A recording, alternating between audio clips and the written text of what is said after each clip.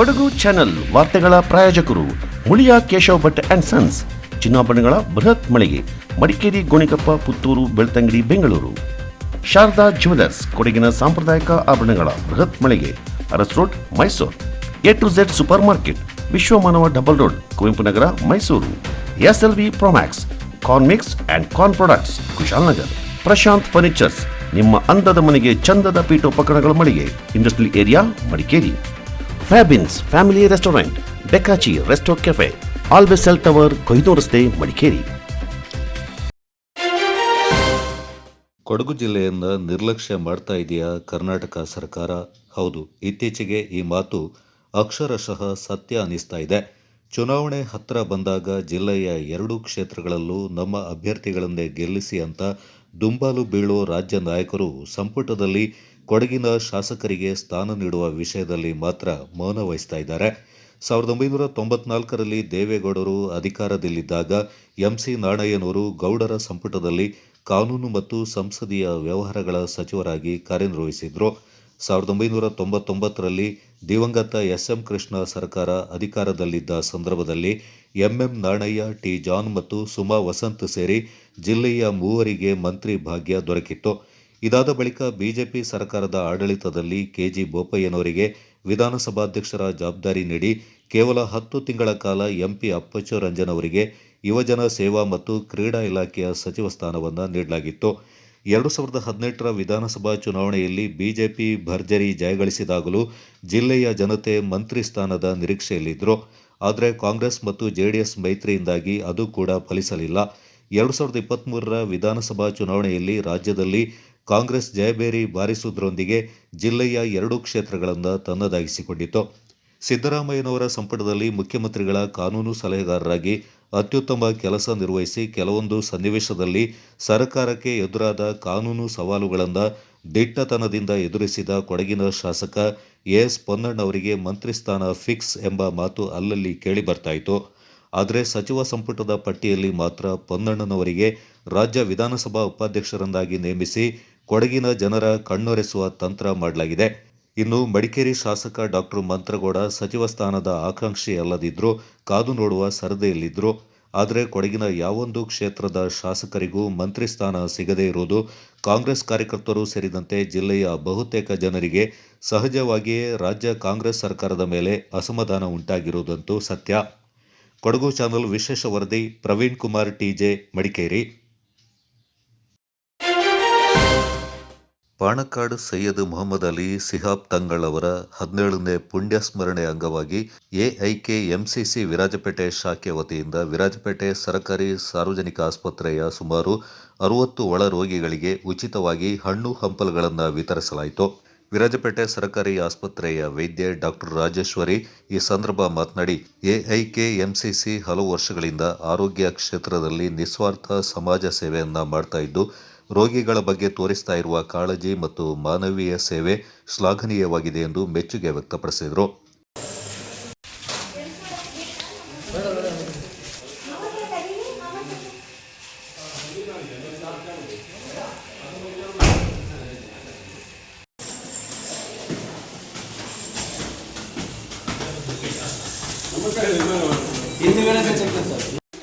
ಭಾಳ ಆಶ್ಚರ್ಯ ಆಯಿತು. ಅಂದರೆ ಪ್ಯಾಲಿಯೇಟಿವ್ ಕೇರ್ ಅಂದರೆ ಕೆಲವು ಸರಿ ಮನೆಯವರೇ ಎಷ್ಟೊಂದು ಜನನ ನೋಡ್ಕೊಳ್ಳಲ್ಲ, ಶುರು ನೋಡ್ಕೊಳ್ತಾರೆ, ಮತ್ತು ಕಾಲಕ್ರಮೇಣ ಆಗುವಾಗ ಎಲ್ಲರೂ ಬೇಸತ್ತು ಹೋಗ್ಬಿಡ್ತಾರೆ. ಅದು ನೀವು ತುಂಬ ಒಳ್ಳೆ ಕೆಲಸ ಮಾಡ್ತಾ ಇರ್ತೀರ. ದೇವ್ರ ಪೂಜೆ ಮಾಡೋದಕ್ಕಿಂತ ಹೆಚ್ಚಾಗಿ ಇದು ಒಳ್ಳೆ ಕೆಲಸ, ಮುಂದುವರಿಸಿ.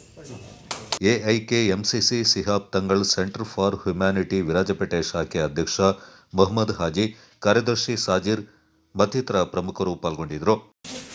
ನಾವು ಸುಮಾರು 5 ವರ್ಷದಿಂದ ಇಲ್ಲಿ ಕೊಡಗಿನ ಸುತ್ತಮುತ್ತ ಬಡ ರೋಗಿಗಳಿಗೆ Shihab Thangal centre for humanity ಇವರ ಹೆಸರಿನಲ್ಲಿ ಸುಮಾರು 1000ಕ್ಕಿಂತಲೂ ಹೆಚ್ಚು ರೋಗಿಗಳಿಗೆ ಉಚಿತವಾಗಿ ಚಿಕಿತ್ಸೆಯನ್ನು ಕೊಡ್ತಾ ಬರ್ತಿದ್ದೀವಿ. ಅದಾಗಿದ್ದು ಬೆಡ್ ಪೇಷಂಟ್ ಆಗಿರುವ ಪೇಷಂಟ್ಗಳಿಗೆ, ಅದೇ ರೀತಿ ವೀಲ್ ಚೇರ್ಗಳಾಗಲಿ, ಬೆಡ್ ಆಗಲಿ, ವಾಟರ್ ಬೆಡ್ ಆಗಲಿ, ಏರ್ ಬೆಡ್ಗಳಾಗಲಿ, ಇದನ್ನೆಲ್ಲ ಕೊಟ್ಟು ಬರ್ತಾಯಿದ್ದೀವಿ.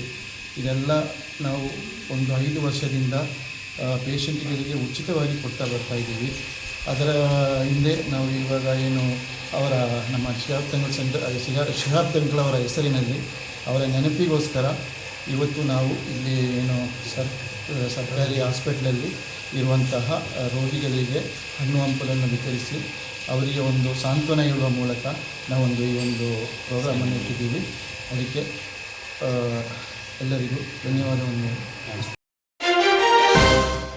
ಸೋಮವಾರಪೇಟೆ ತಾಲೂಕಿನ ಗಣಗೂರು ಗ್ರಾಮದ ಅಂಗನವಾಡಿ ಕೇಂದ್ರದಲ್ಲಿ ಗರ್ಭಿಣಿಯರಿಗೆ ನೀಡ್ತಾ ಇರುವ ಆಹಾರದ ಕಿಟ್ಗಳು ಅವಧಿ ಮುಕ್ತಾಯಗೊಂಡು ಆಹಾರದ ಕಾಳುಗಳು ಹದಗೆಟ್ಟು ಅದರಲ್ಲಿ ಹುಳುಗಳು ಕಂಡುಬಂದಿದ್ದು ಗರ್ಭಿಣಿ ನೋಡಿ ಭಯಭೀತರಾಗಿದ್ದಾರೆ.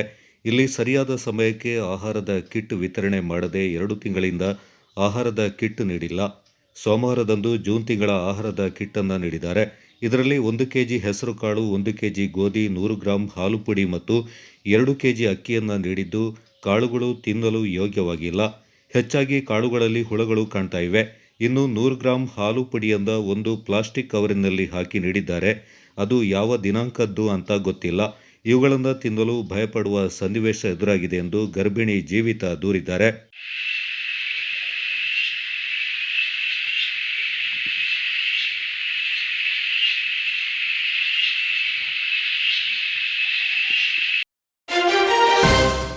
ಸೋಮವಾರಪೇಟೆ ತಾಲೂಕಿನ ಜಂಬೂರಿನಲ್ಲಿ ಇತ್ತೀಚೆಗೆ ಮರ ಬಿದ್ದು ಮೃತಪಟ್ಟ ಅಸ್ಸಾಂ ಮೂಲದ 2 ಕಾರ್ಮಿಕರ ಪರಿಹಾರ ವಿಚಾರದಲ್ಲಿ ಕೆಲವು ರಾಜಕೀಯ ಪಕ್ಷಗಳು ಕ್ರೆಡಿಟ್ ತಗೊಳ್ಳಲು ಯತ್ನಿಸ್ತಾ ಇರುವುದನ್ನು ಯುನೈಟೆಡ್ ಪ್ಲಾಂಟೇಶನ್ ವರ್ಕರ್ಸ್ ಯೂನಿಯನ್ ತೀವ್ರವಾಗಿ ಖಂಡಿಸಿದೆ. United plantation workers union Kodagu ಶಾಖೆ ವತಿಯಿಂದ ನಡೆದ ಸುದ್ದಿಗೋಷ್ಠಿಯಲ್ಲಿ ಮಾತನಾಡಿದ ಸಂಘಟನೆಯ ಪ್ರಧಾನ ಕಾರ್ಯದರ್ಶಿ ಸಿ ಧರ್ಮರಾಜ್, ವಾಸ್ತವಾಂಶವನ್ನು ಮುಂದಿಟ್ಟು ಮಾತನಾಡಿ, ಕೊಡಗು ಜಿಲ್ಲೆಯಲ್ಲಿ 2004ರಿಂದಲೂ ನಮ್ಮ ಪ್ಲಾಂಟೇಶನ್ ಸಂಘಟನೆ ಸಕ್ರಿಯವಾಗಿ ಕಾರ್ಯನಿರ್ವಹಿಸ್ತಾ ಇದೆ. ತೋಟಗಳಲ್ಲಿ ಅನಾಹುತ ಸಂಭವಿಸಿದಾಗ ಕಾರ್ಮಿಕ ಸಂಘಟನೆ ಮತ್ತು ಮಾಲೀಕರ ಸಂಘಟನೆಗಳು ಜಂಟಿಯಾಗಿ ಮಾತುಕತೆ ನಡೆಸಿ ಪರಿಹಾರ ಒದಗಿಸುತ್ತವೆ. ದುರಂತ ಸಂಭವಿಸಿದ ದಿನವೇ ನಾವು IR ಅಧಿಕಾರಿಯೊಂದಿಗೆ ಸಂಧಾನ ನಡೆಸಿ ಕಂಪನಿಯಿಂದ ಮೃತರ ಕುಟುಂಬಗಳಿಗೆ ತಲಾ 5 ಲಕ್ಷ ರೂಪಾಯಿಯಂತೆ ಈಗಾಗಲೇ 10 ಲಕ್ಷ ರೂಪಾಯಿ ಪರಿಹಾರ ವಿತರಣೆ ಮಾಡಲಾಗಿದೆ. ಮರಣ ಪ್ರಮಾಣ ಪತ್ರ ಬಂದ ಬಳಿಕ PF ಒಳಗೊಂಡಂತೆ ಒಟ್ಟು 30 ಲಕ್ಷದಷ್ಟು ಮೊತ್ತ 2 ಕುಟುಂಬಗಳಿಗೆ ಸಿಗಲಿದೆ. ಆದರೆ ಈ ಹೋರಾಟವನ್ನು ತಾವೇ ಮಾಡಿದ್ದು ಅಂತ ಕೆಲವು ರಾಜಕೀಯ ಪಕ್ಷಗಳು ಹೇಳಿಕೊಳ್ತಾ ಇರುವುದು ಹಾಸ್ಯಾಸ್ಪದ ಅಂತ ಆಕ್ರೋಶ ವ್ಯಕ್ತಪಡಿಸಿದರು.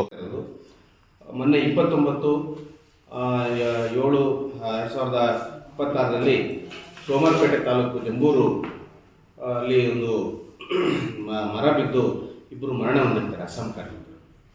ಅದೆಲ್ಲರಿಗೂ ಗೊತ್ತಿರತಕ್ಕಂಥ ವಿಚಾರ. ಆ ಸಂದರ್ಭಕ್ಕೆ ಕೆಲವು ರಾಜಕೀಯ ಪಕ್ಷದವರು ಅಲ್ಲಿ ಪರಿಹಾರ ಕೊಡಿಸ್ತಕ್ಕಂಥದಕ್ಕೆ ನಾವೇ ಹೋರಾಟ ಮಾಡ್ತಾಯಿದ್ದೀವಿ ಅಂತೇಳಿ ಒಂದು ಹೇಳಿಕೆಯನ್ನು ಕೊಟ್ಟಿದ್ದಾರೆ, ಪತ್ರಿಕೆ ಬಿಡುಗಡೆ ಮಾಡಿ. ಸೊ ಅದು ಏನು ನಡೀತೆ ಅನ್ನೋ ವಾಸ್ತವಾಂಶನ ಹೇಳೋದಕ್ಕೋಸ್ಕರ ನಾವು ಇವತ್ತು ಮುಂದ್ಕಂದಿದ್ದೀವಿ. ಇವತ್ತು ವಿಚಾರ, ನಾವು ಈ ಕೊಡಗು ಜಿಲ್ಲೆಯಲ್ಲಿ ಸುಮಾರು 2004ರಿಂದ ನಮ್ಮ ಪ್ಲಾಂಟೇಶನ್ ಸಂಘಟನೆ, ಕಾರ್ಮಿಕ ಸಂಘಟನೆ ಇಡೀ ಕೊಡಗು ಜಿಲ್ಲೆಯಲ್ಲಿ ಕೆಲಸ ಮಾಡ್ತಾಯಿದೆ. ಇಲ್ಲಿ ಯಾವುದೇ ಆಗುಗಳಾದಾಗ, ತೋಟಗಳಲ್ಲಿ ಆದಾಗ ನಾವು ಕಾರ್ಮಿಕ ಸಂಘಟನೆ ಮತ್ತು ಮಾಲೀಕ ಸಂಘಟನೆ ಎರಡೂ ಸೇರಿ ಅವರಿಗೆ ಕಾರ್ಮಿಕರಿಗೆ ಏನು ಸವಲತ್ತು ಸಿಗಬೇಕು ಅದನ್ನು ಕೊಡಿಸ್ತಾ ಇದ್ದೀವಿ.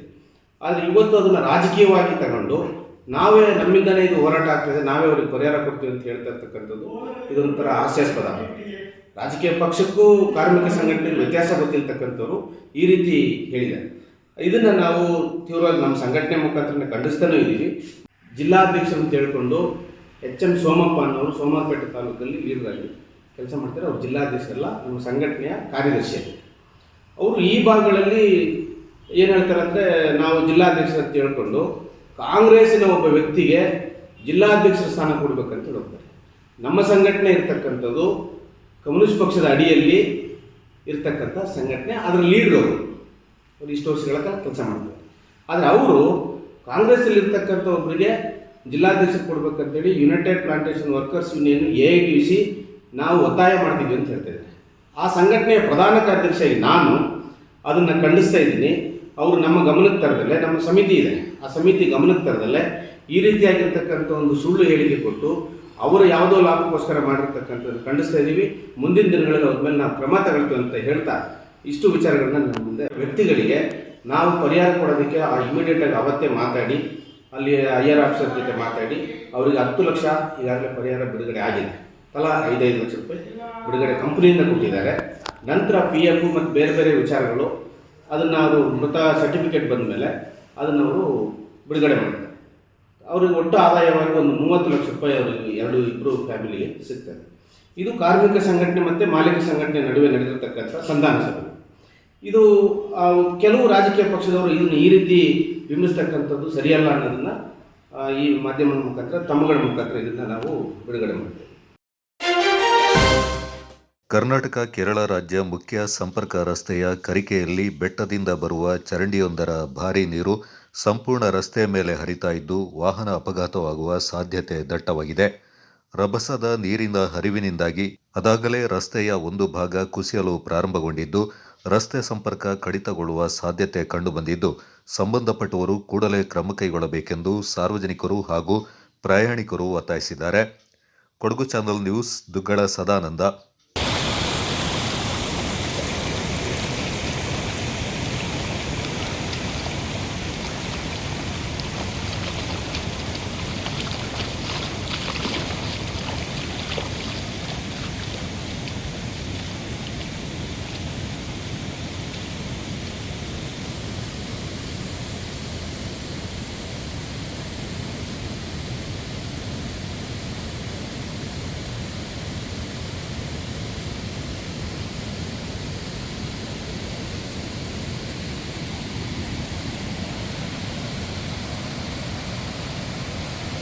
ಕರ್ಕೆ ಮಡಿಕೇರಿ ಭಾಗಮಂಡಲ ರಸ್ತೆಯ ಅವಾಂತರ.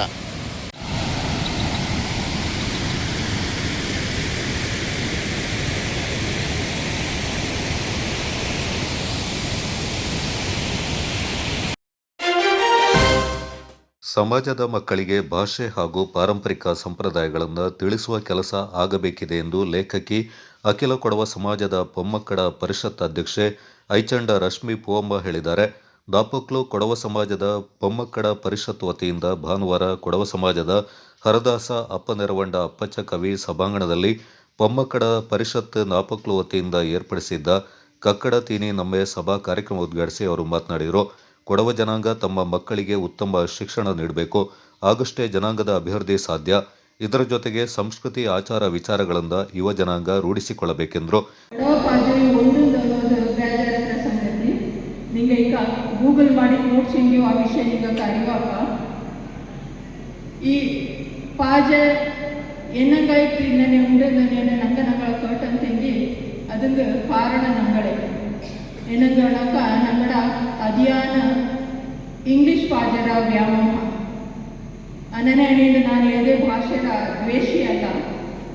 ನಂಗಕ್ಕೆ ಪ್ರತಿಯೊಂದು ಭಾಷೆಯು ಬೋಂಡು ಹೆಚ್ಚಕ್ಕೆ ನಂಗೆ ಭಾಷೆನ ಪಡ್ಸೋ ಅಚ್ಚಕ್ಕೆ ನಂಗಡ ಜ್ಞಾನ ವೃದ್ಧಿಯಾಕ ಆನಕ ನಂಗಡ ಭಾಷೆನ ನಂಗೆ ಮೂಲಕೂಟಕ್ಕಾಗ ಅನ್ನೋದು ನಾಡವ್ರ ಮನವಿ.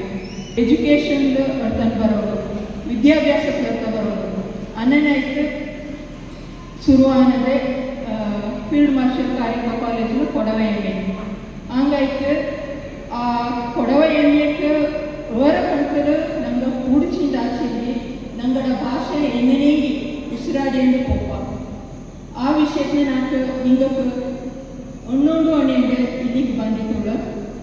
ನಂಗಡ ಭಾಷೆ ಬೆಳೆಯೋದು ಆನಕ ಈ ಎಜುಕೇಷನ್ಲು ಅರ್ಥಂಗೆ ಹಾಕೋದು, ಎಜುಕೇಷನ್ಲು ನಂಗೆ ಆಪಚ್ಚಕ್ಕೆ ಜನ ಕೂಡಿ ಆಡೋದು ಮುಖ್ಯ ಅಪ್ಪ. ಇದು ಜನಾಂಗಕ್ಕೆ ಭಾಷೆ ಮುಡಿಯೋ ಆ ಜನಾಂಗಕ್ಕೆ ಕೃತಿನಾಶ ಖಂಡಿತ. ಕ್ಲಾಸಿಂದ 1ನೇ ಕ್ಲಾಸಿಂದ ತೊಟ್ಟದಂಗೆ ಡಿಗ್ರಿ ಕ್ಲಾಸ್ ಕಲ್ದಂಗೂ ಪಠ್ಯ ಪುಸ್ತಕ ಪ್ರಿಂಟ್ ಆಯ್ತು. ಟೀಚ್ ಮಾಡೋಕ್ಕೂ ಕೊಡವೇಮೆ ಅಥವಾ ಡಿಪ್ಲೊಮಾ ಕೋರ್ಸ್ ಮಾಡಿದಂಗಳ ಇರ್ತಾವ ಅಚ್ಚಿಕೆ ಅಲ್ಲದೆ ಸುಮಾರು 10 ಕೋಟಿರ ಅವ್ರ ಪ್ರಾಜೆಕ್ಟ್ ಬಂದ ಕೊಡವ ಅಧ್ಯಯನ ಪೀಠ. ಜಿಲ್ಲಾ ಪಂಚಾಯತ್ನ ಮಾಜಿ ಉಪಾಧ್ಯಕ್ಷೆ ಅಲ್ಲಾರಂಡ ಬೀನಾ ಬಳ್ಳಂಬ ತಿನಿಸುಗಳ ಪ್ರದರ್ಶನವನ್ನು ಉದ್ಘಾಟಿಸಿ ಮಾತನಾಡಿ, ಮೊದಲು ನಾವು ಆತ್ಮವಿಶ್ವಾಸ ಬೆಳೆಸಿಕೊಂಡು ಬಳಿಕ ಮಕ್ಕಳಲ್ಲಿ ಆತ್ಮವಿಶ್ವಾಸ ತುಂಬಬೇಕೆಂದರು.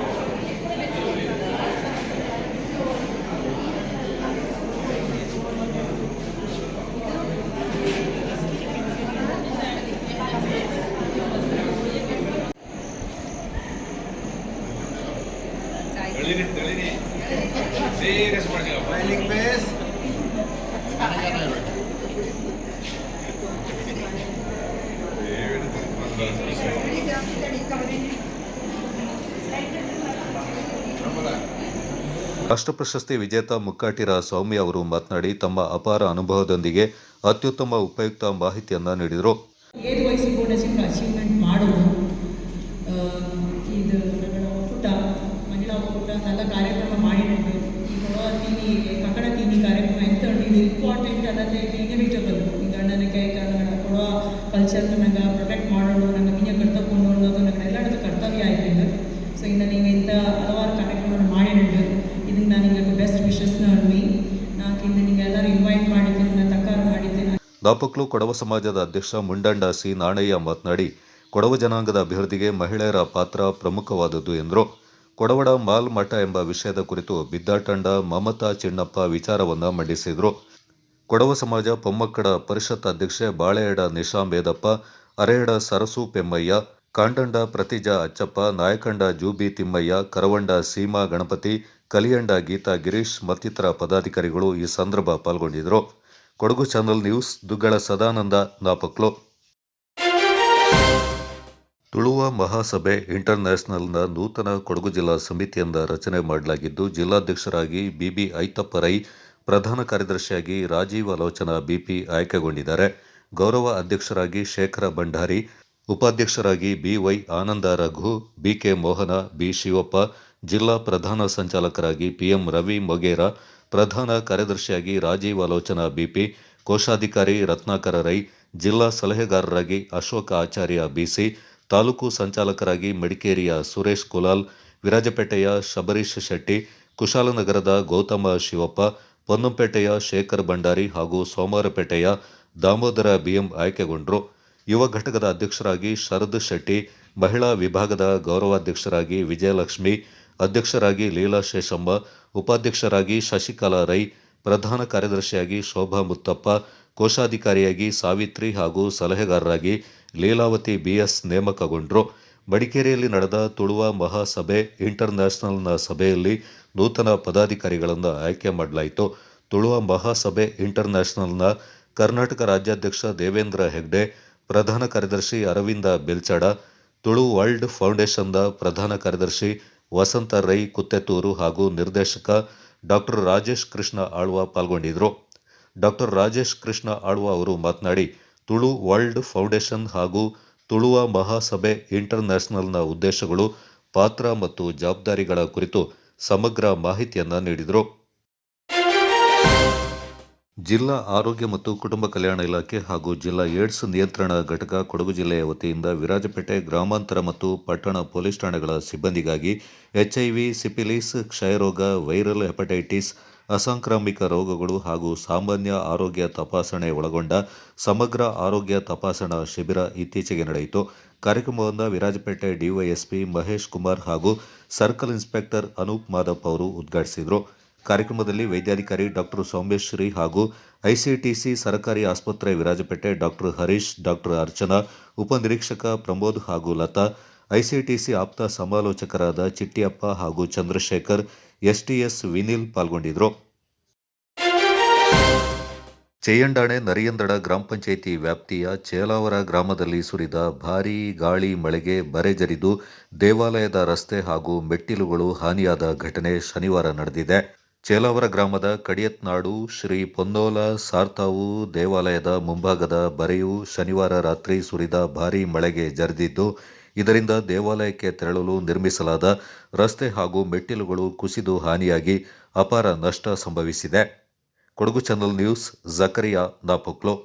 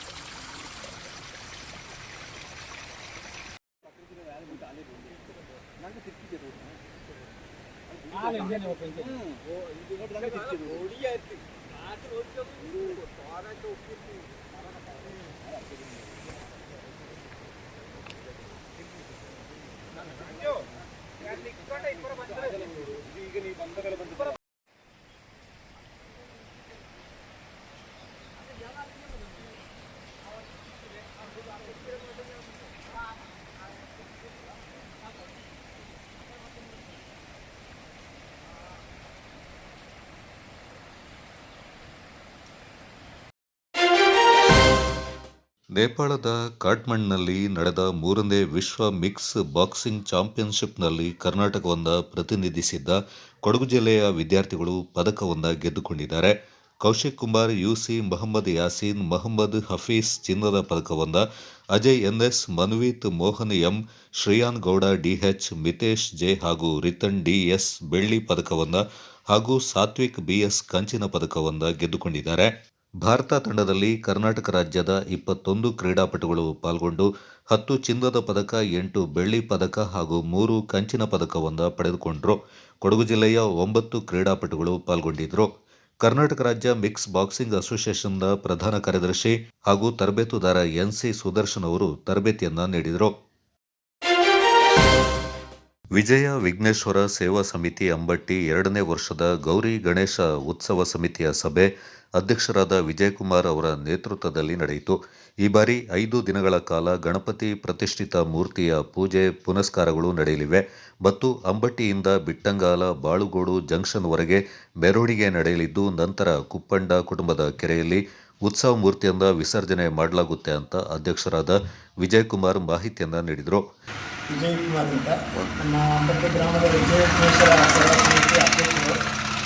ಕಳೆದ ವರ್ಷ ನಾವು ಪ್ರಥಮ ವರ್ಷವಾಗಿ 3 ದಿನ ಗಣಪತಿಯನ್ನು ಕೂರಿಸಿ ವಿಸರ್ಜನೆ ಮಾಡಿದ್ದೇವೆ. ಈ ವರ್ಷ ನಾವು 5 ದಿನ ಕೂರಿಸಿ ಎಲ್ಲ ಸದಸ್ಯರ ಒಪ್ಪಿಗೆ ಮೇರೆಗೆ 5 ದಿನ ಕೂರಿಸಿ ವಿಸರ್ಜನೆ ಮಾಡುವಂಥ ತೀರ್ಮಾನವನ್ನು ಕೈಗೊಂಡಿದ್ದೇವೆ. ಅದಕ್ಕೆ ಸದಸ್ಯರ ಎಲ್ಲರ ಮೇರೆಗೆ ಒಪಿನಿಯನ್ ತಗೊಂಡು ಇದೆ. ಮುಂದಿನ ವರ್ಷ ನಾವು 7 ದಿನಕ್ಕೆ ಕಾಲಿಡ್ತಾ ಇದ್ದೀವಿ. ನಮಗೆ ಇಲ್ಲಿಂದ 6 ಗಂಟೆಗಳ ಮುಂದೆ ನಾವು ಬಿಟ್ಟಂಗಾಲ ಜಂಕ್ಷನ್ ಇದೆ ಬಾಳುಗೋಡು, ಅಲ್ಲಿಂದ ಹಿಂತಿರುಗಿ ಬಂದು ಚಂದ್ರನ ಗಣೇಶನ್ ಅವರ ಮನೆಯಿಂದ ಬಂದು ವಿಸರ್ಜನೆ ಮಾಡೋದು. ಕಳೆದ ವರ್ಷ ನಾವು 3 ದಿನ ವಿಸರ್ಜನೆ ಮಾಡುವ ಸಂದರ್ಭದಲ್ಲಿ ರೋಡಿನ ಮೂಲಕ ಮೆರವಣಿಗೆ ಮಾಡಿ ಆರ್ಕೆಪಿಂದ ಹಿಂಬದಿಗೆ ಬಂದೆ. ಈ ವರ್ಷ ಅದು ಬದಲಾವಣೆ ಮಾಡಿದ್ವಿ. ಕೇರಳ ರೋಡ್ ಜಂಕ್ಷನಿಂದ ಬಂದು ಮೇಲ್ಗಡೆ ಚಂದ್ರನ ಗಣೇಶನ ಸುರೇಶನ ಅವರ ಮನೆ ಕಳೆದು ಚಂದ್ರನ ಗಣೇಶನ ಅವರ ಮನೆಯಿಂದ ಬಂದು ನಮ್ಮ ಕುಪ್ಪಂಡ ಅವರ ಅದೇ ಕಡೆಗೆ ವಿಸರ್ಜನೆ ಮಾಡಲು ಎಲ್ಲರೂ. ಈ ಸಂದರ್ಭ ಸಮಿತಿಯ ಉಪಾಧ್ಯಕ್ಷ ಅಟ್ರಂಗಡ ವಿಶ್ವನಾಥ್, ಕಾರ್ಯದರ್ಶಿ ಪ್ರಮೋದ್ ಮತ್ತಿತರ ಪ್ರಮುಖರು ಪಾಲ್ಗೊಂಡಿದ್ದರು. ಭಾರತ ಸೇನೆಯಲ್ಲಿ 26 ವರ್ಷಗಳ ಕಾಲ ಸೇವೆ ಸಲ್ಲಿಸಿ ನಿವೃತ್ತರಾದ ನಂಜರಾಯಪಟ್ಟಣದ ಯೋಧ ಸಿಎಲ್ ತಿಲಕ್ ಅವರನ್ನು ಅದ್ದೂರಿಯಾಗಿ ಸ್ವಾಗತಿಸಲಾಯಿತು. ಸೇನೆಯಿಂದ ಗ್ರಾಮಕ್ಕೆ ಆಗಮಿಸಿದ ಯೋಧ ತಿಲಕ್ ಅವರಿಗೆ ನಿವೃತ್ತ ಸೈನಿಕರು, ಕುಟುಂಬಸ್ಥರು ಮತ್ತು ಗ್ರಾಮಸ್ಥರು ಅದ್ದೂರಿ ಸ್ವಾಗತವನ್ನು ಕೋರಿದರು.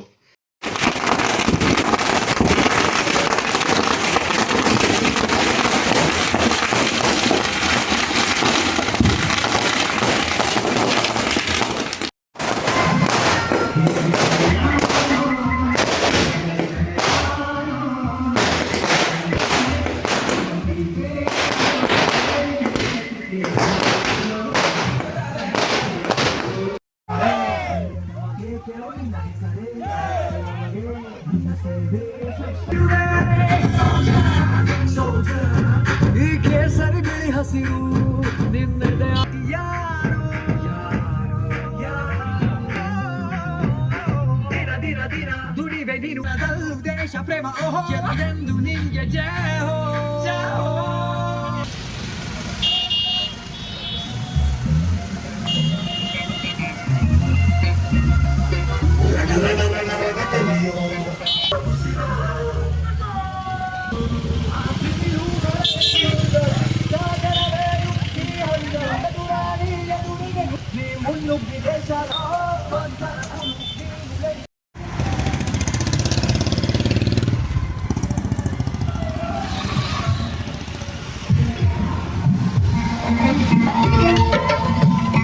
किसी दिल वाली ने, किसी मत वाली ने हमें खत देखा है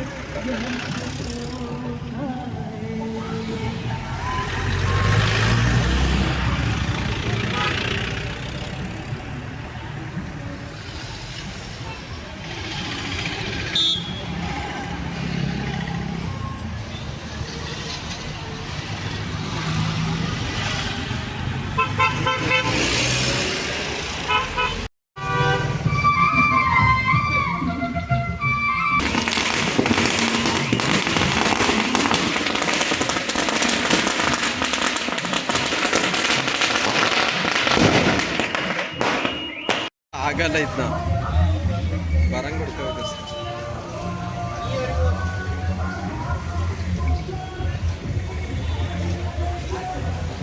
ಸರ್ ಸರ್ ಬಿಡ ಸರ್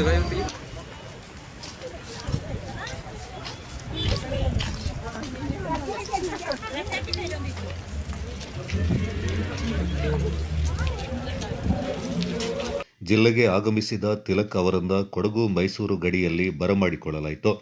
ಕಾವೇರಿ ಮಾತೆಗೆ ಮಾಲಾರ್ಪಣೆ ಮಾಡಿದ ಯೋಧ ತಿಲಕ್ ಅವರಿಂದ ಹಾರ ತುರಾಯಿಗಳೊಂದಿಗೆ ತೆರೆದ ವಾಹನದಲ್ಲಿ ನಂಜರಾಯಪಟ್ಟಣ ಗ್ರಾಮದವರೆಗೆ ಮೆರವಣಿಗೆಯಲ್ಲಿ ಕರೆತರಲಾಯಿತು.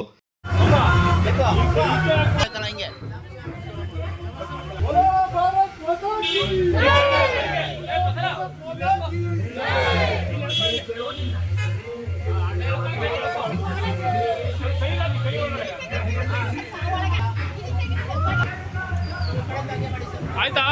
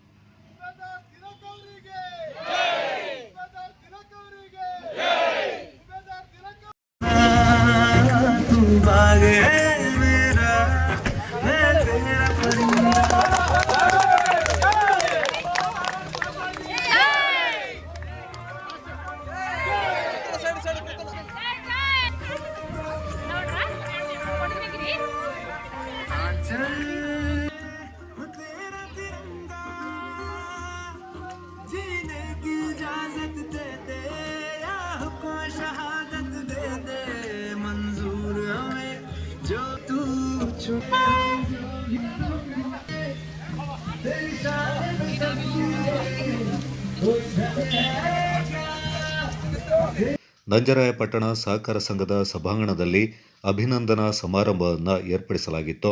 ಗ್ರಾಮದ ಮುಖಂಡರು, ಸಂಘ ಸಂಸ್ಥೆಯರು ಯೋಧನಿಗೆ ಮಾಲಾರ್ಪಣೆ ಮಾಡಿ ಸನ್ಮಾನಿಸಿ ಗೌರವಿಸಿ ದೇಶ ಸೇವೆಗೆ ಮತ್ತು ನಿವೃತ್ತ ಜೀವನಕ್ಕೆ ಶುಭ ಕೋರಿದರು.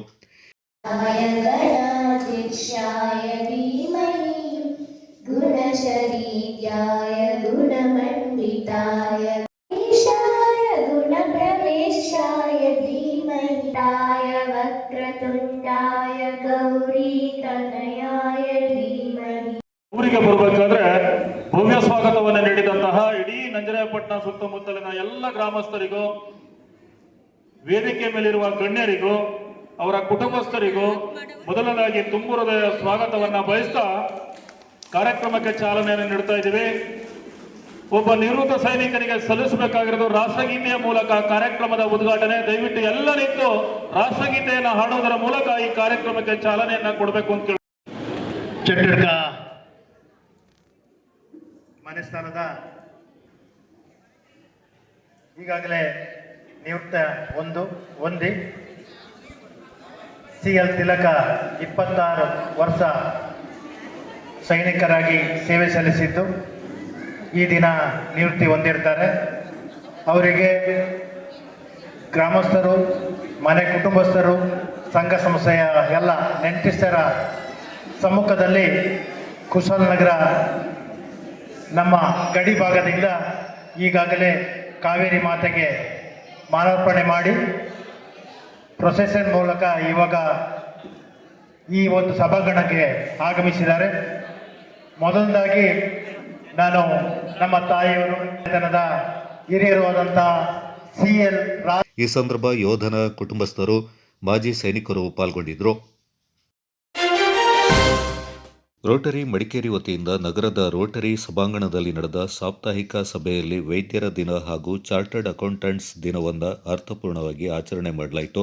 ಕಾರ್ಯಕ್ರಮದ ಅಧ್ಯಕ್ಷತೆ ವಹಿಸಿ ಮಾತನಾಡಿದ ರೋಟರಿ ಮಡಿಕೇರಿ ಅಧ್ಯಕ್ಷರಾದ ಮನೋಹರ್ ಕಾಮತ್ ಅವರು ಆರೋಗ್ಯ ಕ್ಷೇತ್ರದಲ್ಲಿ ವೈದ್ಯರು ಹಾಗೂ ಆರ್ಥಿಕ ಕ್ಷೇತ್ರದಲ್ಲಿ ಚಾರ್ಟರ್ಡ್ ಅಕೌಂಟೆಂಟ್ಗಳು ನೀಡ್ತಾ ಇರುವ ಸೇವೆಯನ್ನು ಶ್ಲಾಘಿಸಿದರು. ರೋಟರಿ ಸಂಸ್ಥೆಯಲ್ಲಿ ಸಕ್ರಿಯರಾಗಿರುವ ವೈದ್ಯರಾದ doctor K Ravi Appaji, doctor Sandeep Jaipurkar, doctor M A Kuttappa, doctor Raghavan, doctor Minal Jaipurkar ಹಾಗೂ ಡಾಕ್ಟರ್ ಶಿಥಿಲ್ ಕುಟ್ಟಪ್ಪ, ಚಾರ್ಟರ್ಡ್ ಅಕೌಂಟೆಂಟ್ಗಳಾದ ಈಶ್ವರ್ ಭಟ್, ಅಮರ್ ಶರ್ಮಾ ಹಾಗೂ ವಿನುತಾ ಶರ್ಮಾ ಅವರ ಸೇವೆಯ ಕುರಿತು ಮೆಚ್ಚುಗೆ ವ್ಯಕ್ತಪಡಿಸಿ ಸನ್ಮಾನಿಸಿ ಅಭಿನಂದಿಸಲಾಯಿತು. ಸಭೆಯಲ್ಲಿ ರೋಟರಿ ಪ್ರಮುಖರಾದ Ratan Thammaiah, Mrinalini Chinnappa, Suday Nanaiah, P T Ganapathi, Parvathi Chiyanna, Eeramanda Harini, Vijay, Prince Ponnanna, D M Kiran ಮತ್ತಿತರರು ಪಾಲ್ಗೊಂಡಿದ್ದರು.